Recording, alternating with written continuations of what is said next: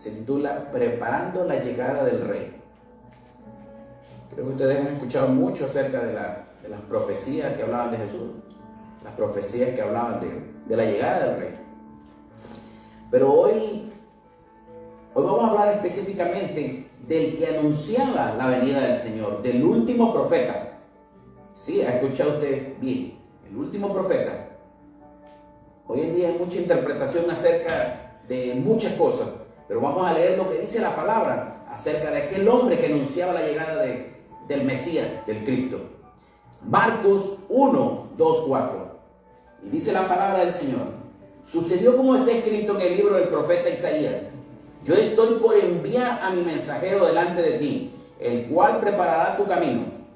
Voz de uno que grita en el desierto: preparen el camino para el Señor, háganle sendas derechas. Así se presentó Juan, bautizando en el desierto y predicando el bautismo de arrepentimiento para el perdón de pecados. ¿Quién dice amén? Amén, sí, Señor. La palabra nos habla en diferentes textos acerca de Juan, pero no hablamos de Juan el apóstol, hablamos de Juan el Bautista. La palabra Juan, el nombre de Juan, era representación de bautismo, porque él lo hizo, él bautizaba, una forma diferente, pero él bautizaba, él abrió el camino. Pero su vida fue mucho más que simplemente bautizar. La vida de Juan se caracteriza por una historia muy significativa dentro de la palabra. Como ustedes saben, Juan era primo de Jesús. Eran primos. Primo por la parte humana de Jesús, por la parte de María, desde luego. Dice la palabra que cuando María y la madre de Juan se encontraron, los vientres de las dos mujeres se movían.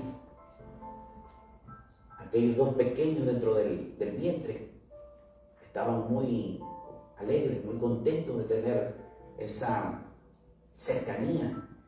El Espíritu Santo, desde luego, ya estaba obrando ahí, aunque el Espíritu Santo no lo nombra la palabra en ese momento.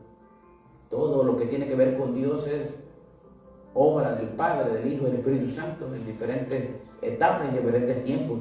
Pero los dos pequeños se movían. Yo creo que nuestras hermanas que han sido mamás saben cuando el movimiento de un bebé está y golpea, y dicen algunos: mira, ya dio una patadita, mira, se movió. Y las mujeres, cuando le dan el golpe, sienten el dolor, y uno contento y la mujer sufriendo. Y dice un amigo: como nosotros no damos a luz, nosotros no nos embarazamos, nos ponemos contentos, pero pobres de ellas que tienen que sufrir los dolores. Bueno, mi hermana, cuando llegue usted al cielo, reclámele a Eva el porqué de todo lo que pasó por culpa de la desobediencia. Pero bien, Juan el Bautista era un hombre que estaba muy cercano al Mesías, al Rey, a Jesucristo. Juan el Bautista era un hombre que la palabra nos dice que fue similar a la historia de Abraham y su esposa, porque ellos no podían, los padres de Juan el Bautista no podían tener hijos. Incluso el ángel Gabriel les anunció a los padres de Juan el Bautista que iban a tener un bebé, y ellos eran incrédulos, porque no creían, porque se repetía la historia de Abraham y de su esposa, de Sara, donde ellos no creían que siendo tan mayores iban a tener un niño, porque hoy en día estamos tan acostumbrados a ver ciertas edades, ciertos tiempos en los cuales una pareja, una mujer puede tener un hijo. Me decía mi esposa que hace unos días salió una información que una persona muy adulta de 60, 70 años dio a luz. Y es algo que nos recuerda, algo que nos lleva a la parte bíblica. Obviamente, tal vez por el avance de tantas cosas que pasan en este mundo, no sé si cuestión de la tecnología, cuestión de lo que comemos, de lo que nos alimentamos, ya los tiempos han cambiado, ya las mujeres a ciertas edades son más propensas a perder incluso la vida si tienen un bebé. No podemos pensar que después de cierta edad seguiremos teniendo hijos, porque los tiempos han cambiado. Pero dice la palabra que los padres de Juan eran incrédulos, pero el ángel, esa actividad de los ángeles, los enviados de Dios, que le hablaron y le dijeron: ustedes van a tener un hijo, y ese hijo va a preparar el camino del Mesías, el camino del Rey. Por aquí el hermano José lo veo un poco emocionado. No se emociona, hermano, que ya los tiempos han cambiado y uno debe de... Y aparte los tiempos son difíciles para sostener familia. Ya no, antes no había mucho... no se pensaba igual. Hoy en día se piensa diferente sobre todo eso, por la vida, por la forma del mundo como nos ha llevado. Y bien dice la palabra que Juan el Bautista era un hombre que preparó el camino del Rey. Era un hombre que preparó el camino del Mesías. Juan el Bautista es un hombre del cual se ha hablado mucho. Todas las religiones que tienen que ver con cristianismo, o todos los movimientos, hablan de Juan. Hablan acerca de la preparación y todo va al mensaje central, la preparación de la llegada de Jesús, la preparación del camino del Rey. Pero ¿cómo era posible que un hombre pudiera hacer esto? Claro, Juan el Bautista ya había sido llamado por el Señor desde antes de su nacimiento. Desde antes de su nacimiento. Acabo de decir que los dos primos, algunos dirían: bueno, pues es tan fácil que un primo diga algo bonito del otro primo. Pero aquí no estamos hablando de la parte humana, aquí estamos hablando de la parte que él entendió, la parte divina. Porque Jesús era hombre, pero antes de ser hombre era Dios, definitivamente. Porque lo que Él hizo para salvarnos, ningún ser humano lo podría hacer, ninguno. Casi toda la creencia del cristianismo nos lleva a hablar de Juan el Bautista.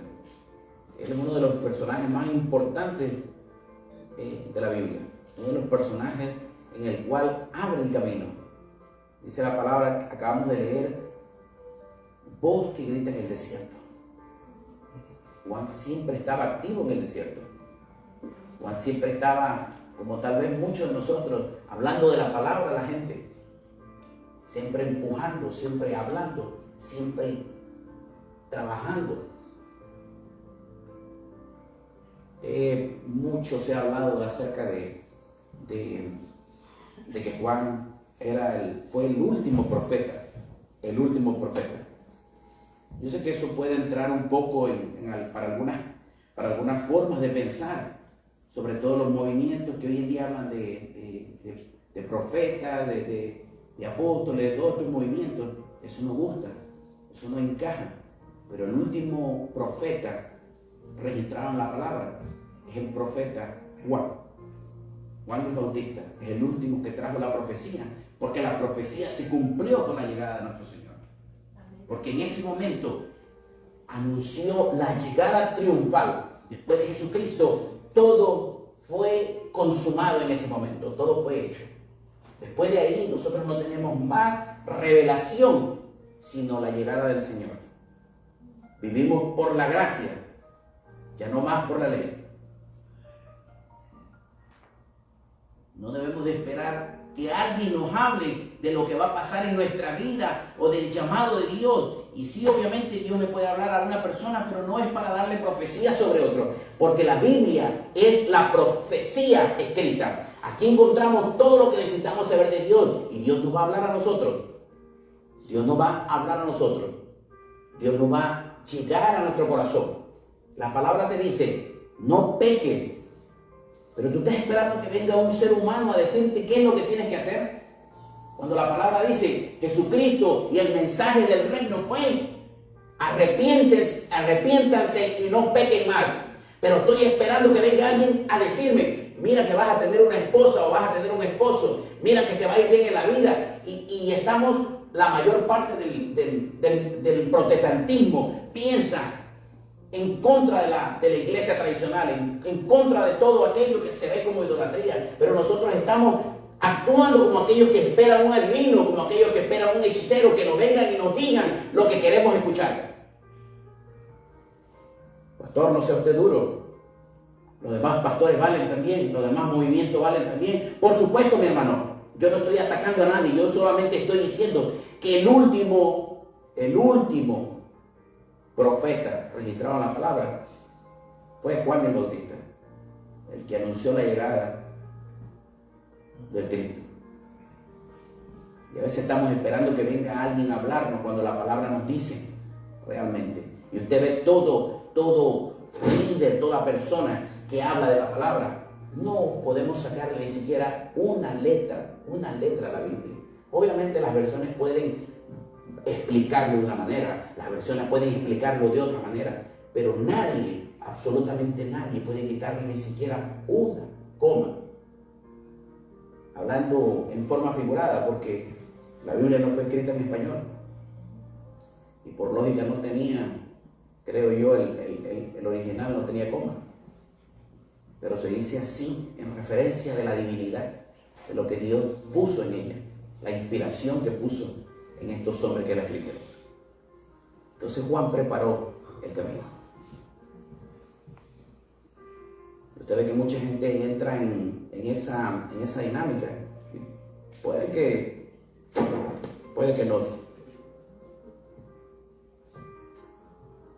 no estemos de acuerdo. Estamos en grabación. Que muchos amigos incluso no estén de acuerdo conmigo. Aquí no se trata de atacar a nadie, aquí se trata de decir solamente lo que la palabra nos enseña. La última persona que habló antes de la llegada del Espíritu Santo descendiera sobre Cristo fue Juan, el que preparó el camino, el que preparó la llegada.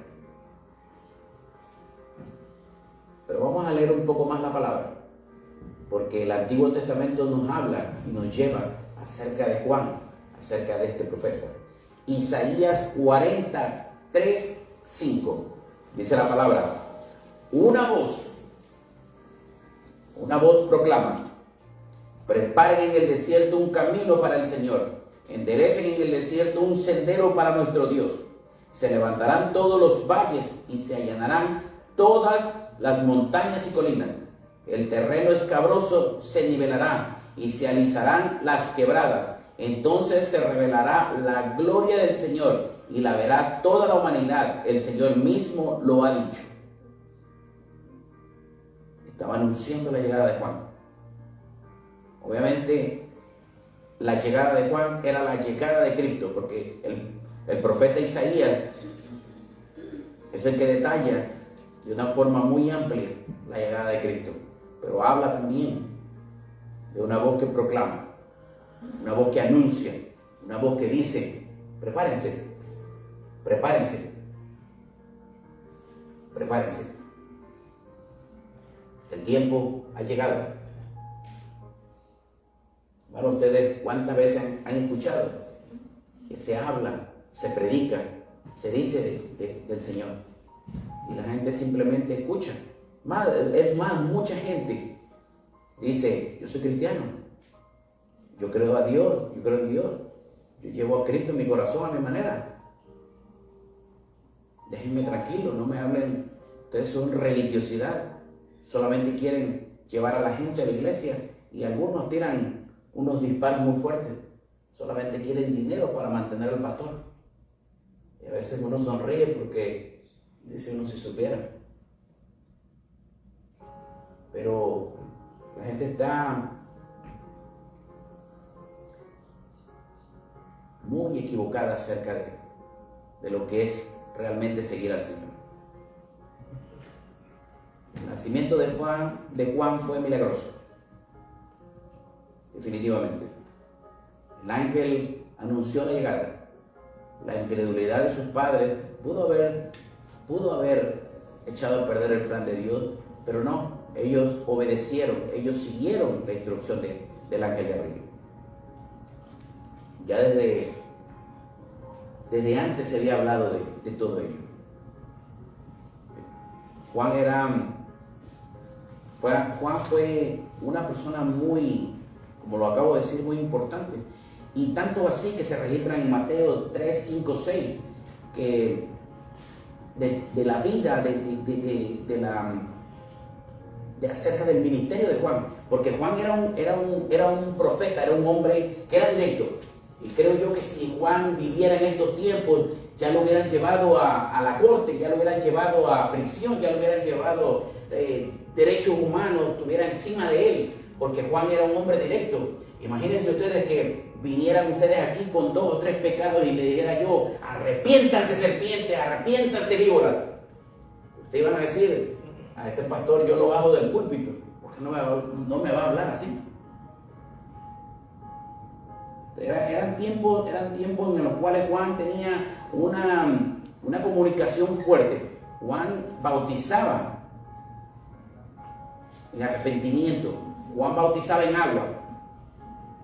Era un tiempo donde Juan siempre estaba hablando del arrepentimiento. Arrepiéntanse de sus pecados. Arrepiéntanse porque el que viene es más fuerte que yo. Arrepiéntanse, dejen sus pecados, arrepiéntanse. Ese es un mensaje que en la Biblia vamos a encontrar. Arrepentimiento, arrepentimiento, arrepentimiento.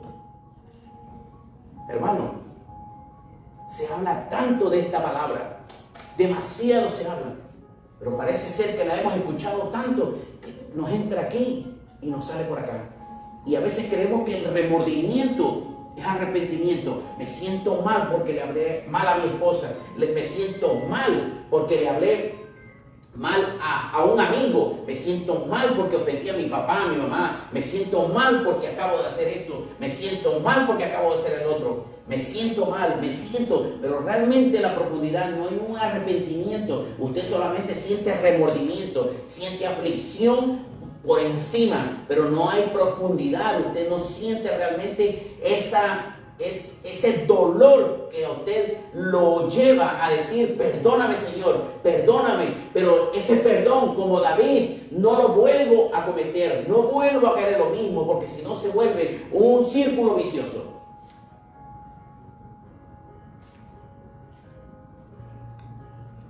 Usted piensa que las prácticas de lo que hacemos cotidianamente, usted puede, no sé, decir mentiras, que creo que decía un predicador y yo me reía mucho, es el pecado favorito del cristiano, la mentira. Ese es el pecado favorito del cristiano, porque eso no se confronta tanto, pero todo el mundo lo tiene de una otra manera. Y qué tan fácil es decir sí o no y no inventar historias. Qué tan fácil es decir, por ejemplo, pastor, aparte yo no lo cuestiono, no les pregunto para saber, pero en algunas partes, sí, mi hermano, ¿por qué no vino a la iglesia? No, es que mire, se me atravesó el tren. Pero decía alguien, pero si rumbo a su casa no hay vía, ¿cómo es que se le atravesó el tren? Y uno se ríe, hermano, porque es una forma chistosa. No hay vía rumbo a su casa, ¿cómo es posible? No me diga eso, mejor dígame, no pude venir, estaba cansado. Seamos sinceros simplemente, es más, si no se tiene que decir nada, no se dice nada. Es un sí o un no, pero no entremos en decir algo que nos comprometa, porque tarde que temprano eso nos lleva a un siguiente paso. Yo me recuerdo que allá hace 18, 20 años atrás, yo llegaba, a veces no iba a la iglesia y, hermano, ¿qué le pasó? ¿Por qué no lo hemos visto? No, es que mire que mucho overtime y mucho tiempo extra y sí, verdad, yo trabajaba mucho, pero el domingo lo que no quería era la iglesia porque estaba cansado. Pero era más fácil decir, es que hay mucho overtime, a decir la verdad, a decir, ¿sabes qué? No vine porque estaba cansado. Voy a hacer el esfuerzo de llegar temprano. Luchamos con eso. Voy a hacer el esfuerzo de estar en la iglesia. Luchamos con eso. Voy a hacer el esfuerzo de ir a escuchar la palabra, de ir a adorar a Dios, de ir a congregarnos, como dice la palabra. Juan era fuerte, Juan hablaba y Juan decía, prepárense, porque la venida del Salvador está a la vuelta. Ya había, el ministerio de Jesús empezaba, pero Juan estaba ahí, Juan estaba hablando. Pero no crean que era no era un predicador nazareno, porque los nazarenos predicamos muy respetuosamente, digo yo. Tal vez era como alguno de estos predicadores que van y gritan y dan duro y exhortan a la gente y se mueven, pero no. Juan el Bautista era mucho más que eso. Juan el Bautista era un hombre que confrontaba el pecado, que se tenía que decirle a aquel hombre: deja de pecar, deja de estar con la mujer de tu hermano, deja de estar haciendo lo que estás haciendo. Lo iba a hacer. Aquí vemos que Juan el Bautista le costó la vida, porque a Herodes no le gustó que le fueran a decir que estaba con la mujer de su hermano, y a Herodías mucho menos. Y Juan era de los que se paraban, y si fuera ahorita estuviera parado en la calle gritando: serpiente pecadora, arrepiéntete. Ya estuvieran 4 patrullas si uno se parara ahí al lado de uno. Y tenemos miedo, pastor, pero no se puede hablar porque si hablamos de Cristo nos corren del trabajo. Hermano, es probable que tengamos que cuidar nuestro empleo, porque estamos en tiempos difíciles, pero no nos impide hablar del Señor. Sí, debemos de ser respetuosos, debemos de saber que una humanidad va hacia la perdición. Es verdad, sabemos que está enfrente un homosexual, una lesbiana, un adúltero, una adúltera, pero nosotros no debemos de ir con malas palabras, con agresión a decirle su pecado. Pienso yo que Juan el Bautista lo hacía porque también no había micrófonos en aquellos tiempos. Imagínense ahora, con los micrófonos todavía más se escucha, pero en aquellos tiempos Juan tenía que avisar, Juan tenía que anunciar la llegada de Cristo. Era necesario que la gente que estaba ahí entendiera que estaba mal. Y muchas veces nosotros, yo no le puedo decir nada porque si yo le digo que es gay, me acusa con la compañía, con recursos humanos y me despiden. Eso es verdad, no lo vamos a ofender. Nosotros no los amamos como parte de la creación del Señor, pero no compartimos lo que están haciendo, no compartimos su pecado, no vamos por el lado de ellos. Pero lo que buscamos nosotros es que se arrepientan. Pero debemos de ser amables, inteligentes, y hablar como Juan el Bautista, pero no confrontando, no diciendo, porque hoy en día, en los últimos tiempos, nos hemos dado cuenta que también eso nos puede llevar, no tan solo a perder lo que hemos ganado, sino a que la gente corra, porque hoy en día no existe lo que existía con Juan. Históricamente en ese tiempo el Mesías no había llegado. Jesucristo no había desarrollado su ministerio. En ese tiempo era el judaísmo lo que se movía. Y él estaba empujando una iglesia, empujando un movimiento, empujando algo que venía. Hay que entender los tiempos, mis hermanos. Incluso el cristianismo, antes de ser parte después del año 300, era una iglesia perseguida. Una iglesia que sufría. Porque nadie conocía el cristianismo. Porque nadie sabía de ellos. Y cuando empezaron a ver que se multiplicaban, era persecución, era muerte. Obviamente cada momento de la palabra nos explica, nos ilustra por qué se hacían las cosas. Juan, era necesario que avisara, que lo hiciera de esa manera, porque de otra manera probablemente la gente no escucharía. Pero déjenme decirle que lo que él hacía era fuerte, porque él no tenía miedo. Juan sabía lo que iba a pasar. Juan sabía que aquella situación era fuerte. Y no le importó. Juan dijo: voy a gritarle al rey que deje de hacer lo que está haciendo. Y aquella mujer mucho menos le gustó. Dice la palabra que en una fiesta la hija de Herodías le bailó al rey. Y este hombre, algunos incluso han dicho que a pesar de que era su sobrina, porque era hija de su hermano, el rey la miró tan tan carnalmente a la muchacha, en la forma que le había bailado. La Biblia nos dice solamente que ella le agradó al rey y se comprometió a lo que le pidiera, él le iba a dar, lo que le pidiera. Y adivinen lo que pidió Herodías, la mamá de la muchacha. Le dijo a la muchacha, a la hija, pídele la cabeza de Juan. Pide la cabeza de Juan. Y literalmente le entregaron la cabeza de Juan. Y Juan aún ya bajo control seguía hablando del arrepentimiento, seguía hablando acerca de aquello. Cuando nosotros vemos un poquito de problemas y yo no puedo hablar ya, yo se lo dejo al pastor, que él sea que predique, que le tiren piedras a él. Yo me cuido porque yo tengo que mantener una familia, yo tengo una casa, ¿y quién me va a mantener? ¿Y quién va a traer el dinero a casa? ¿Quién lo va a hacer? Estamos a veces más pendientes a la bendición que a que da la bendición. Pero siempre estamos en ese argumento. No, yo no puedo hacer esto, yo no puedo hacer el otro. Yo se lo dejo a los hermanos de la iglesia, que para eso son gente fiel, para eso son servidores. Que nos dicen que el cristianismo es amor. Decía en un libro, ustedes saben, aquel hombre que impactó mucho la India, Mahatma Gandhi, cuando le preguntaron qué pensaba de Jesucristo, decía, parafraseando un poquito la historia del libro, ¿no? Yo de Jesucristo creo que era un hombre ejemplar, un hombre a seguir. Él decía un hombre.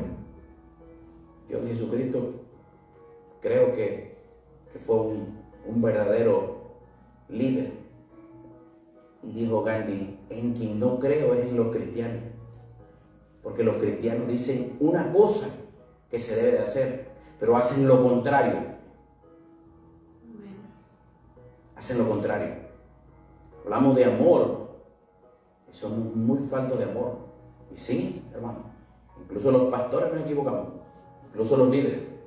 Y necesitamos que Dios nos haga así, con la oreja, y que nos la quiera hacer como la caricatura de los duendes, de puntita, porque a veces somos necios. Sí, somos necios. Pero si la necedad nuestra llega tan fuerte, podemos hacer caer a un pueblo, a grupos de creyentes. Y es ahí donde debemos de tener cuidado. Debemos de seguir la enseñanza bíblica, la enseñanza de la palabra. Que el Señor, que el Espíritu Santo nos guíe, nos acompañe para poder nutrir a un pueblo que tiene una necesidad, así como la tenemos nosotros. Oren por sus líderes, oren por sus pastores, oren por la nación de Estados Unidos, oren por su nación, oren por la paz en Medio Oriente. Oremos por todo, mis hermanos. Ustedes saben que Juan, antes de morir, se encontró con Jesús. Pero Jesús dio una muestra de humildad, una muestra fuerte, una muestra de cuánto había en el Salvador. Creo que muchos lo han escuchado. Tal vez muchos lo han visto incluso en caricaturas, películas, porque de Juan se habla mucho. Pero la humildad de Jesús es en el momento en que Jesús tenía que llegar al tiempo del bautismo. Y Juan le dice, no, yo no puedo bautizar de ti, porque tú eres el Salvador, no lo puedo hacer. Pero Jesús le dijo, Juan, tú lo tienes que hacer. Eso se tiene que cumplir, se tiene que hacer. Juan realizó el bautismo. Usted lo encuentra en Mateo 3, 13, 15. No lo vamos a leer por tiempo. Pero el Hijo de Dios, sin pecado, no necesitaba el bautismo. Jesús no necesitaba el bautismo de arrepentimiento, porque él no tenía pecado. Pero la respuesta de él fue solicitarlo. Juan, hazlo. Necesito que me bautice. ¿Y saben para qué? Para que se cumpliera la justicia, para que el pecado cayera sobre Jesús. Era el inicio era el tiempo donde empezaba a caminar Jesús. Si Juan no hubiese bautizado a Jesús, probablemente no hubiera pasado ese regreso de la muerte glorioso de nuestro Señor Jesucristo.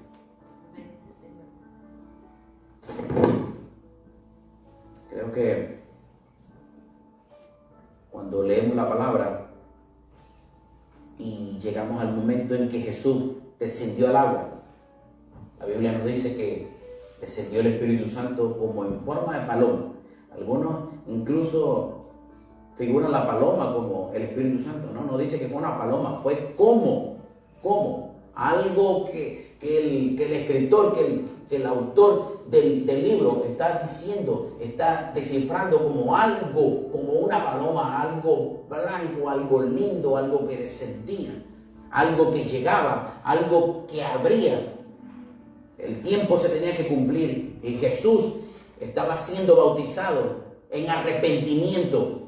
Sí, mi hermano, en arrepentimiento. Un hombre que era Dios y era hombre a la vez, que no tenía pecado, que no tenía ninguna maldad, pero estaba siendo bautizado en arrepentimiento. La señal que nosotros debemos de seguir, mi hermano, si usted confía en Cristo, si usted confía en el Salvador, si usted confía en el Señor, de un paso de amor, de decir, sí Señor, públicamente, aquí estoy, desciendo al agua, me bautizo, porque tú me hiciste en señal de que debíamos de caminar. Y fíjense, Jesús no era pecador, Jesús no tenía la maldad que nosotros traemos.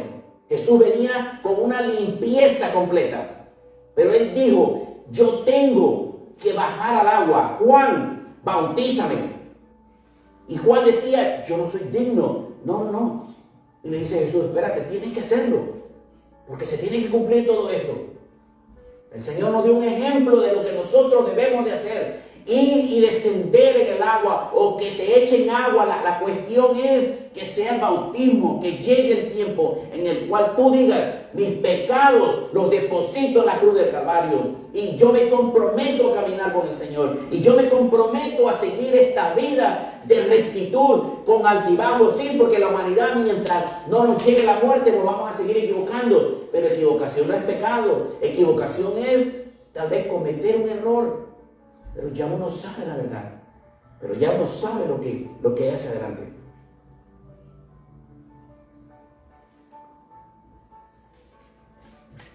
Hoy nada más traje 4 hojas, mi hermano. Si me pueden cerrar la puerta. Creo que los niños están entrando y ya salieron. Juan el Bautista fue valiente. Juan el Bautista fue y habló fuerte en contra del pecado, contra de toda la maldad que había. Arrepiéntanse. ¿Quién de ustedes, mi hermano, piensa que el arrepentimiento es necesario? ¿Quién de ustedes cree que el arrepentimiento es parte de la vida de un creyente? Y si lo creemos, entonces, ¿por qué no depositamos nuestra confianza plena en el Señor? A veces somos personas que, sí, digo somos porque todos nos incluimos, creemos que nuestra verdad es absoluta. Creemos que lo que nosotros decimos es cierto y es verdad. Y nuestra forma, nuestra convicción de pensar es la que dicta qué es bueno y qué es malo. Y a la luz de la palabra, a veces podemos estar muy equivocados. Juan venía porque no existía el Nuevo Testamento. Recuerden, en ese entonces no existía la Biblia. En ese entonces solo existía el antiguo pacto, el Antiguo Testamento. Y Juan venía ya con las profecías de Isaías, con las profecías de todos estos profetas, los menores incluso, abriendo el camino. Y Juan decía, viene el Salvador, viene el Mesías, viene nuestro Rey. Y algunos lo seguían. Incluso fueron a hablar con Jesús en el momento de que estaba preso.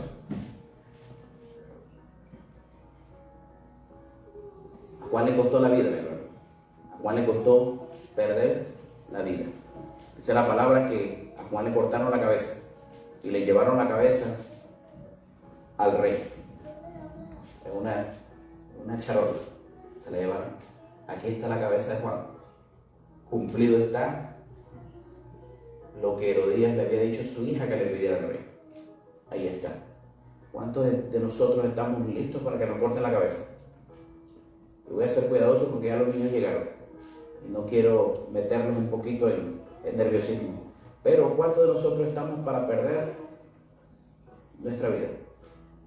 Por proclamar el Evangelio, por decir la verdad. Mis hermanos, incluso nuestra familia, tal vez si usted tiene esposa o esposo inconverso, probablemente en la propia familia va a haber una situación de este tipo. Probablemente con los padres, con los hermanos, con lo que nos rodea. Aquellas amistades de parranda, aquellas amistades de fiesta, a usted le van a pasar la factura cuando usted empiece a hablarle del arrepentimiento, cuando usted empiece a hablarle de Cristo. Nos va a costar. Pero recuerde algo, mi hermano. Nosotros debemos de hablar con autoridad como Juan y decir: el Mesías ha llegado. En nuestro tiempo no vamos a decir viene, sino el Mesías se cumplió.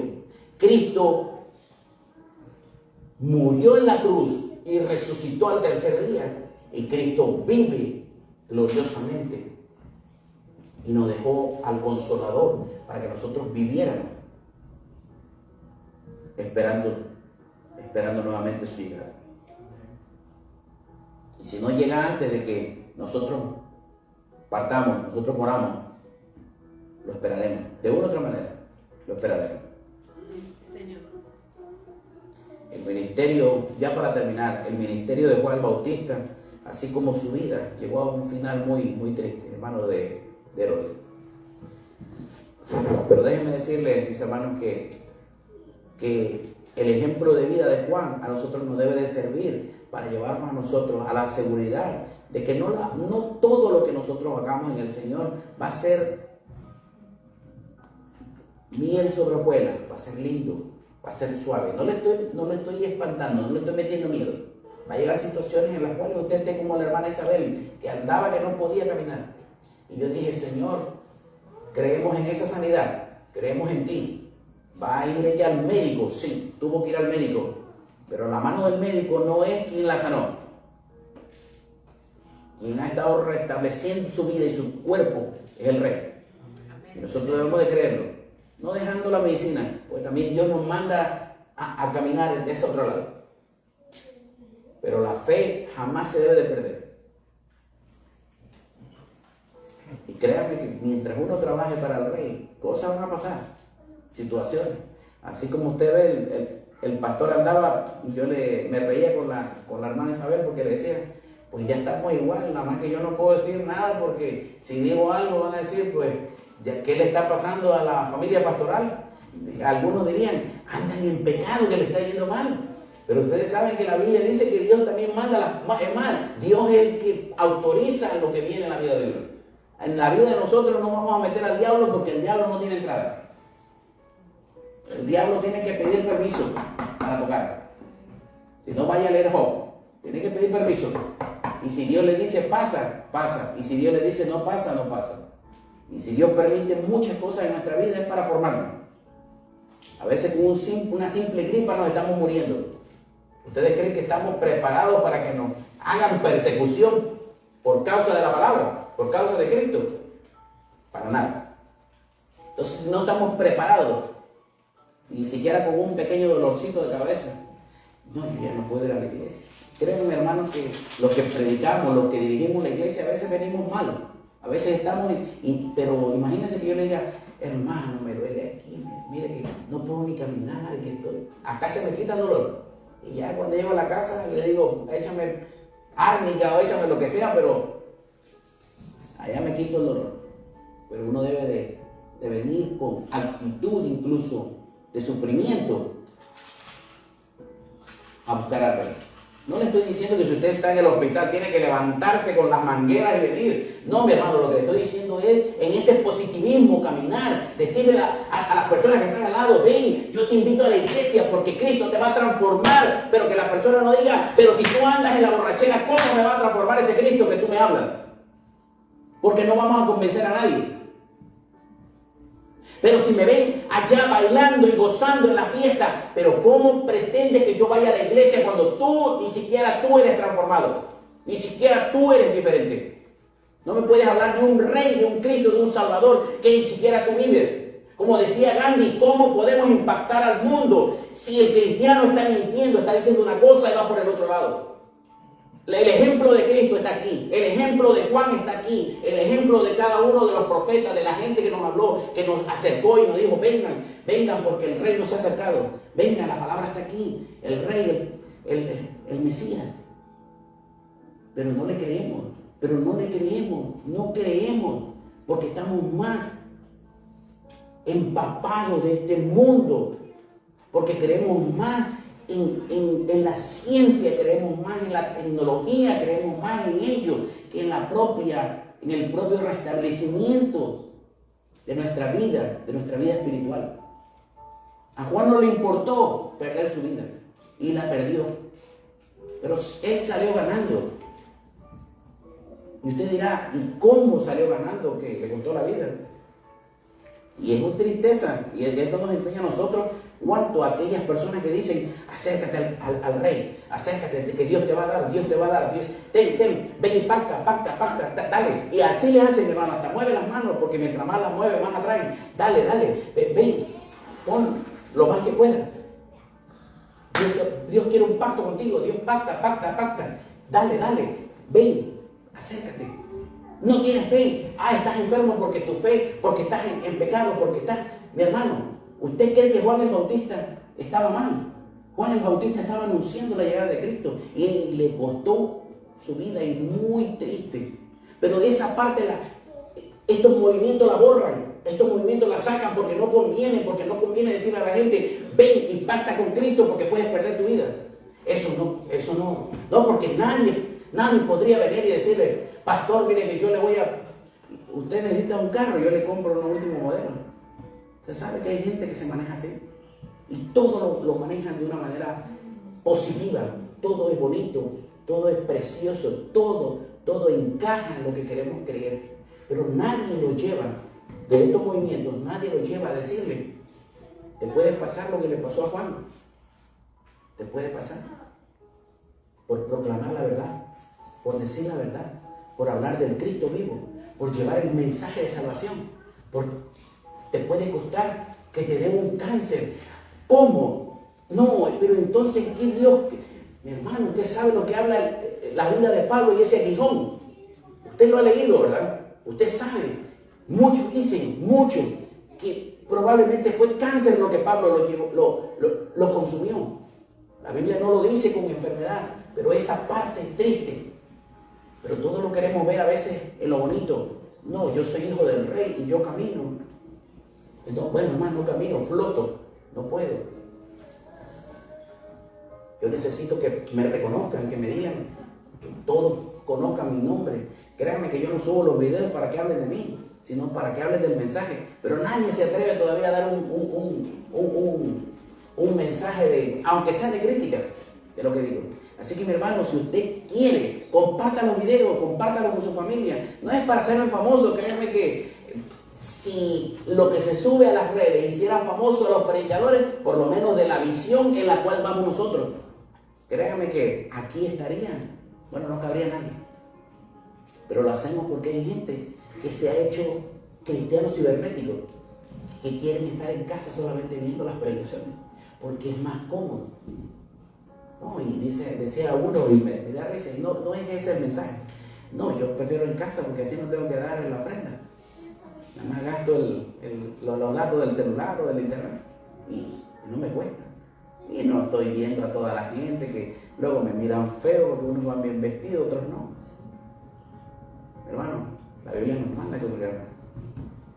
Y si usted quiere encontrarse una Biblia a su modo, váyase, haga lo que le hicieron los mormones y los testigos de Jehová y edítela a su manera. entonces sí va a estar usted en herejía. De lo contrario, sigamos la enseñanza de Juan. Ya para terminar, la vida de Juan es un ejemplo para nosotros como cristianos. La vida de Juan es un ejemplo de lo que nos puede pasar, pero que debemos de afrontarlo, debemos de pegarnos a nosotros la palabra y decir, me puede ir o me pueden pasar cosas difíciles, me puede pasarlo a la hermana Isabel que lloraba, usted no sabe porque después que yo me la llevé ese día que estuvo acá, iba llorando y yo la cargué y hasta yo terminé con la cintura descompuesta, pero dije, Señor, si yo me doblo y esta mujer doblada, ¿a dónde vamos a parar los dos? Dije, Padre, y yo le dije a Dios, hablamos mucho de ti, hablamos mucho de tus milagros, pero a veces ni nosotros, los líderes o los propios pastores, creemos en el milagro que tú traes. Yo estuve hablando con personas que han estado enfermas de esa situación de la ciática y dicen, días postrados. Me recuerdo que me dijo alguien en mi trabajo, mira que a tu mujer le fue bien porque ella a los 2 o 3 días ya estaba moviéndose. Ahí la mayoría no se puede mover, está días postrado.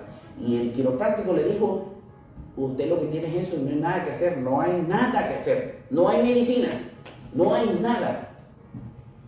Y yo dije, Padre, lloré y dije, Señor, que sea tu voluntad. ¿Con qué fin estás permitiendo esto? Tal vez le estás diciendo a ella, párale un poco del ajetreo de tu vida. Tienes que descansar. Tienes que desafanarte un poco de la vida. Pero yo le dije, Padre, a veces nosotros mismos predicamos de tus milagros y a veces ni nosotros mismos lo estamos creyendo. Pero que sea tu voluntad y yo pido por ella que se restablezca y que pueda dar testimonio de que tú eres un Cristo vivo y un Cristo milagroso y un Cristo que tiene poder. Juan el Bautista confió a pesar de perder la vida. Nosotros somos llamados a compartir la verdad de Jesucristo, a compartir con los demás. Usted sabe lo que dice Mateo 28, Mateo 28, 18, perdón. Hay que ir a hablar del Evangelio, a ser discípulos a la nación. Ya no nos da tiempo. Juan 13, 34, 35, 1 de Pedro 3, 15, 2 de Corintios 5, 16, 21. Podemos seguir el ejemplo de Juan respecto a la confianza fiel y obediente que tuvo en Dios, en la medida que vivamos y proclamemos la verdad del Evangelio, la verdad que Dios nos ha dado, que es Cristo Jesús por medio de su palabra y acompañados por el precioso Espíritu Santo. Póngase de pie, mi hermano. Vamos a despedir el servicio.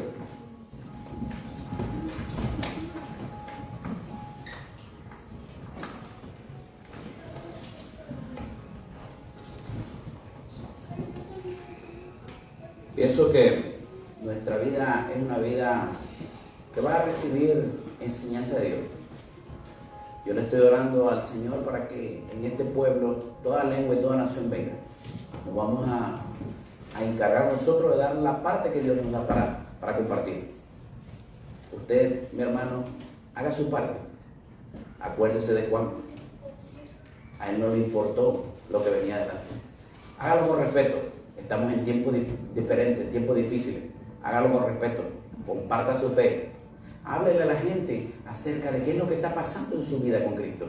Que la transformación que el Señor está haciendo es una transformación real. Y que Dios está entrando. Que el Espíritu Santo está limpiando. El Espíritu Santo no habita en cuerpo pecaminoso. Va limpiando, va sacando, va sacando.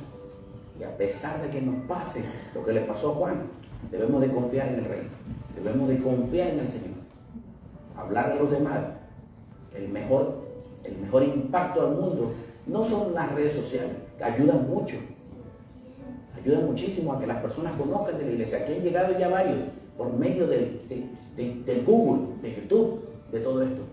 Pero lo que impacta más es un testimonio. ¿Qué habla usted con la gente? ¿Usted impacta a la gente? La gente va a decir, algo está pasando ahí. Van 5, van 10 personas, pero son 10 personas que están cambiando, que están buscando, que se están que están transformándose, que están haciendo algo diferente, que su vida está reestructurándose.